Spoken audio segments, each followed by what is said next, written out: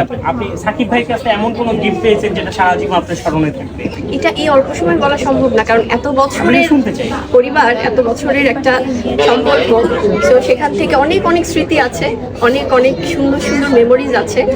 এবং আর গিফট তো এটা তো খুব আপেক্ষিক, আসলে গিফট তো অনেক কিছুই গিফট দেওয়া নেওয়া হয়, তবে ওরকম স্পেশাল মোমেন্টস অনেক আছে। আচ্ছা, এবার একটু সেন্ট্রাল ভাই রাখির যে ওনার একটা প্রশ্ন করো। একটা প্রশ্ন